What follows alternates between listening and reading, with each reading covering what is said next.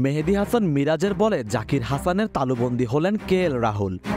মিরাজের ঘুরতে থাকা বলটি অনসাইডে খেলতে চেয়েছিলেন রাহুল, কিন্তু টার্নে পরাস্ত হয়ে ব্যাটের কানায় লেগে বল চলে যায় শর্ট লেগে দাঁড়ানো জাকিরের দিকে।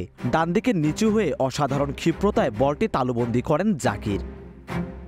রাহুলের আউটের ক্রেডিট যতটা না মিরাজের, তার চেয়ে কোনো অংশে কম নয় জাকিরের। কিন্তু যদি বলা হয় তামিম ইকবালেরও অবদান আছে এই উইকেটের পেছনে, তাহলে কেমন হয়? খটকা লাগছে?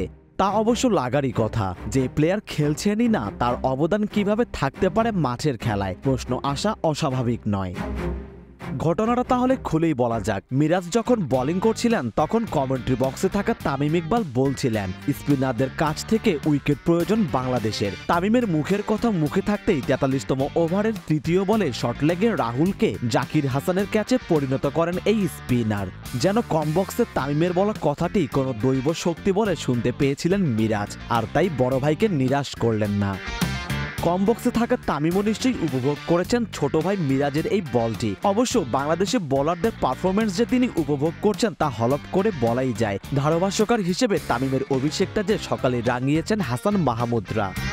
রাহুলের এই আউটের আগেই অবশ্য বাংলাদেশের জন্য বিপজ্জনক হয়ে ওঠা জয়সওয়ালকে ফিরিয়েছেন স্পিড স্টার নাহিদ রানা।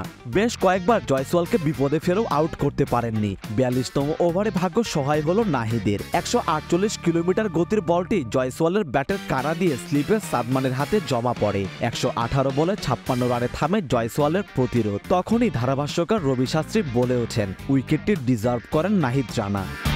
কেননা সকালের সেশনে ভারতের টপ অর্ডার হাসান মাহমুদের সামনে ভুগলেও ওপেনার যশস্বী জয়সওয়ালকে একবারের জন্য নড়বড়ে মনে হয়নি। টেস্টের ধ্রুপদী ব্যাটিংয়ে দ্বিতীয় সেশনে ৩৫তম ওভারেই 50 তুলে নেন এই বাঁহাতি ওপেনার। সেই জয়সওয়ালকে একমাত্র ভোগাচ্ছিলেন এই নাহিদই। এদিন অবশ্য ঝড়ের শুরুটা করেন হাসান মাহমুদ। রোহিত শর্মা, বিরাট কোহলি আর শুভমান গিলের উইকেট নিয়ে সকালে ব্যাকফুটে ঠেলে দেন ভারতকে। এরপর ফিরিয়েছেন প্রতিরোধ গড়া ঋষভ পান্টকেও। এই রিপোর্ট করা পর্যন্ত মিরাজ আর রানার একটি করে উইকেটের সুবাদে ২০০-র আগেই ৬ উইকেট হারিয়ে ঢুকছে ভারত। বাংলাদেশি বোলারদের এই উইকেট তোলার ধারা বজায় থাকলে কে জানে, আপনি যখন ভিডিওটি দেখছেন তখন হয়তো ব্যাট প্যাট পরেই ব্যাটিংয়ে নেমে পড়েছেন বাংলাদেশের ব্যাটাররা।